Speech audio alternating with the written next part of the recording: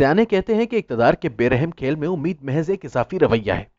ठोस एतबार से ये कामयाबी को यकीनी बनाने वाली हिकमत अमली की तश्कील में मददगार साबित नहीं होता। नवाज शरीफ के नाम से मंसूब हुई मुस्लिम लीग के सदर मगर अपनी जमात को एक बार फिर इक़्तिदार में लाने के लिए महज उम्मीद पर ही कामिल इन्हसार करते नजर आ रहे हैं। तवील और पुरअसरार खामोशी के बाद उन्होंने मेरे बहुत अजीज और सीनियर सहाफ़ी सलीम साफ़ी को इंटरव्यू दिया है। पेशा वराना एतबार से मेरा फर्ज था कि मज़कूरा इंटरव्यू की बाबत कुछ लिखने से कबल मैं इसे स्क्रीन पर देखता, शहबाज साहब की अनकही बातों को इनकी बदन बोली के जरिए जानने की कोशिश करता। टीवी देखना अरसा हुआ ताहम मैंने छोड़ रखा है। गालिबन इन चेहरों से शदीद हसद में मुब्तला हो चुका हूं जो टीवी स्क्रीनों पर नमूदार हों तो अपने चैनल के लिए आई बॉल्स का हुजूम जमा कर लेते हैं। मेरा चेहरा इस तनाजुर में पुरकशिश साबित नहीं हुआ। जिस चैनल पर नमूदार होता था उसने माली बहरान से निजात हासिल करने के लिए मुझे घरेलू मुलाजमों की तरह फारिग कर दिया। इसकी बदौलत हुई जिल्लत ने टीवी स्क्रीन से दिल उचाट कर दिया है। अंगूर खट्टे हैं वाला मामला है। शहबाज साहब ने मगर सलीम साफी को जो इंटरव्यू दिया वो रोजनामा जंग ने पीर की सुबह छपे अखबार में लफ्ज ब लफ्ज छापा है। अंग्रेजी में इस अमल को ट्रांसक्रिप्शन कहते हैं। मैंने सुबह उठते ही 2 बार इसे बहुत गौर से पढ़ा है। शहबाज साहब रिपोर्टर या एंकर को पंजाबी मुहावरे वाली पकड़ाई नहीं देते। किसी भी सवाल का बराह रास्त जवाब देने से कन्नी कतराते हैं। आप शुमाल का जिक्र कर रहे हों तो निहायत मासूमियत से तवज्जो जुनूब की जानिब मबजूल कर देते हैं। सलीम साफी के साथ गुफ्तगू करते हुए उन्होंने यही रवैया इख्तियार किए रखा। कलीदी खबर इनके इंटरव्यू के जरिए अगरचे ये मिली है कि उन्होंने आज़ाद कश्मीर के हालिया इंतखाब और सियालकोट के ज़िमनी इंतखाब में अपनी जमात की शिकस्त के बाद शर्मसारी या गुस्से से मगलूब होकर इस्तीफा नहीं दिया है। इस हवाले से मीडिया में बेपर की उड़ाई गई। वो नवाज शरीफ के नाम से मंसूब जमात के सदर थे और रहेंगे। कौमी असम्बली में कायदे हिज़्ब इख्तलाफ का ओहदा भी नहीं छोड़ेंगे। ये पैगाम देने के बाद इनके लिए लाजमी था कि मेरे जैसे आम पाकिस्तानी को यह भी बता देते कि इनकी जमात का हतमी बयानिया क्या है। तरजीह मुफाहमत को देना चाहते हैं या मुजाहिमत को? इस सवाल का वाज़ेह जवाब देने के बजाय वो किसी माहिर लसानियात की तरह मुजाहिमत और मुफाहमत वाली तरकीब के वसीतर मफहूम पर तवज्जो दिलाते रहे। अपने बड़े भाई की सोच को उन्होंने हरगिज रद्द नहीं किया, तासुर बल्कि यह दिया कि माजी को भुला देने की ख्वाहिश नवाज शरीफ साहब के जहन पर भी हावी है। वो मगर इंसान भी हैं, कभी कभार सख्त जबान और लहजा अपना लेते हैं, इसे नजरअंदाज कर देना चाहिए। लंदन में मुकीम नवाज शरीफ की जज्बात से मगलूब हुई सख्त जबान पर तवज्जो मरकूज रखने के बजाय गौर बल्कि इस अमर पर किया जाए कि मुस्लिम लीग नून के सदर और कौमी असम्बली में हिकायत हिज़्ब इख्तलाफ होते हुए शहबाज साहब खुद क्या चाहते हैं। नजर बज़ाहिर वो ये चाहते हैं कि माजी को भुलाकर आगे बढ़ा जाए। गालिबन इनकी जमात के संजीदा और तजर्बेकार रहनुमाओं की अक्सरियत भी ऐसी ही तमन्ना की हामिल है।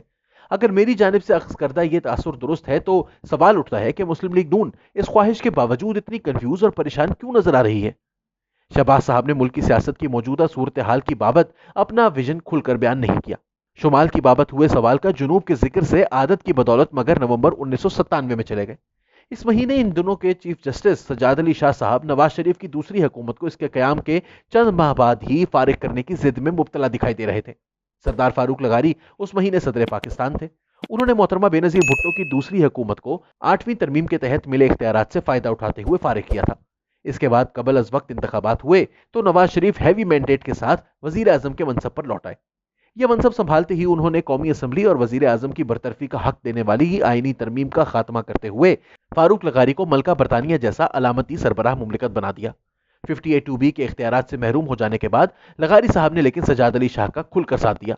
सदर, वजीर आजम और चीफ जस्टिस के माबैन जारी कशमकश ने कई लोगों को मजबूर किया कि वो उन दिनों के आर्मी चीफ जनरल जहांगीर करामत से कदम बढ़ाने की उम्मीद बांध लें। जनरल साहब मगर रजामंद ना हुए। फारूक लगारी और सजाद अली शाह को हैवी मैंडेट वाले वजीर आजम के रूबरू सरनिगू होना पड़ा। वो बिलाखिर अपने ओहदों से फारिग भी हो गए।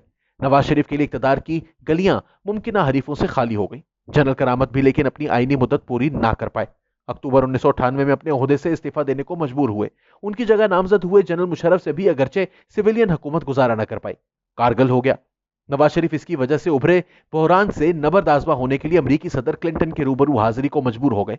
बहरान टल गया तो शहबाज साहब की फरासत से रहनुमाई हासिल करते हुए वजीर आजम नवाज शरीफ ने जनरल परवेज मुशर्रफ को आर्मी चीफ के साथ chairman joint chiefs of staff committee का सरबराह भी बना दिया। 12 अक्टूबर 1999 इसके बावजूद मगर टल नहीं पाया।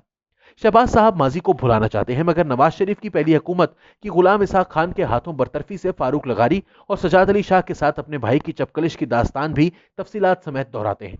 इसके बाद कारगिल और जनरल मुशर्रफ भी इन्हें भूले नजर नहीं आए। माजी से चिमटे हुए ही वो ये दावा करने को भी मजबूर हुए कि इमरान खान साहब मौजूदा आर्मी चीफ की मियाद मुलाजिमत में मुबैना तौर पर खुशदिली से इजाफा करना नहीं चाह रहे थे। इस ज़मीन में जो नोटिफिकेशन जारी हुआ इसमें नजर बज़ाहिर बददियानती से चंद कानूनी सुकम रखे गए थे। ये सुकम सुप्रीम कोर्ट की मदाखलत का सबब हुए। بالآخر शहबाज साहब और दीगर अपोजिशन जमातों की भरपूर मुआवनत से पार्लियामान ने मुतफिका तौर पर एक कानून तारीखी उजलत में पास करते हुए मज़कूरा सुकम को दूर किया। सुकम को मुबैना बददियानती से जोड़ते हुए शहबाज साहब ने दर हकीकत बुनियादी पैगाम यह दिया है कि वो इन दिनों मायूस तो हैं मगर नाउमीद नहीं। इन्हें गालिबन उम्मीद है कि इमरान खान साहब उनके साथ ताल्लुकात में किसी रोज कोई और बददियानती के मुर्तकिब हो सकते हैं। माजी के बरक्स लेकिन बददियानती अब बर्दाश्त नहीं होगी और यूं शहबाज साहब और इनकी जमात के लिए इक्तदार में वापसी की राह भी निकल आएगी। हाथ पे हाथ धरे अच्छे दिनों का इंतजार कोई शहबाज साहब से सीखे। अपनी उम्र के आखिरी हिस्से में मुकम्मल तौर पर झक्की हुआ मैं कलम घसीट तो इनसे कुछ सीखने के काबिल नहीं रहा।